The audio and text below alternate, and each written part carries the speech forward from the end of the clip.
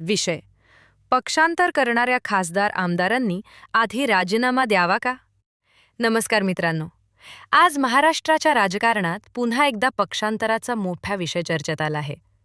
शिवसेना उद्धव बाळासाहेब ठाकरे गटातील 6 खासदारांनी शिंदे गटात प्रवेश केला आहे. या घटनेमुळे अनेकांच्या मनात एक महत्त्वाचा प्रश्न निर्माण झाला आहे. खासदार असो किंवा आमदार, निवडणुकीच्या वेळी ते एका पक्षाचे चिन्ह, विचारधारा आणि जाहीरनामा घेऊन जनतेसमोर जातात. मतदारही त्या पक्षावर, त्या विचारांवर आणि त्या उमेदवारावर विश्वास ठेवून मतदान करतात.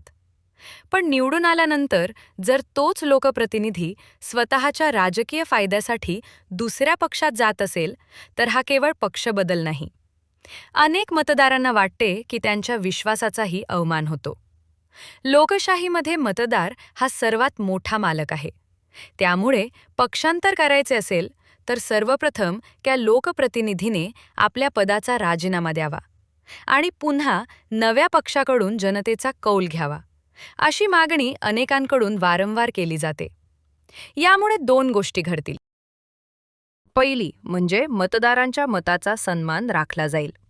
दुसरी म्हणजे स्वार्थासाठी होणाऱ्या पक्षांतराला काही प्रमाणात आळा बसेल.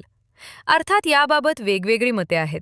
काहींच्या मते संविधान आणि विद्यमान कायद्यातील तरतुदींनुसार काही परिस्थितींमध्ये पक्षांतराला परवानगी असते. तर दुसऱ्या बाजूला अनेक नागरिकांचे मत आहे की नैतिक जबाबदारी म्हणून राजीनामा देऊन पुन्हा जनतेचा कौल घेणे अधिक योग्य ठरेल. लोकशाही केवळ निवडणुकांवर चालत नाही, तर जनतेच्या विश्वासावर चालते.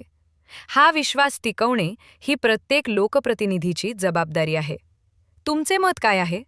पक्ष बदलणाऱ्या खासदार किंवा आमदाराने आधी आपल्या पदाचा राजीनामा देऊन पुन्हा निवडणूक लढवावी का? तुमचे मत कमेंटमध्ये नक्की लिहा.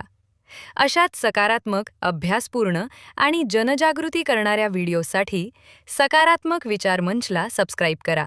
धन्यवाद. जय हिंद, जय महाराष्ट्र.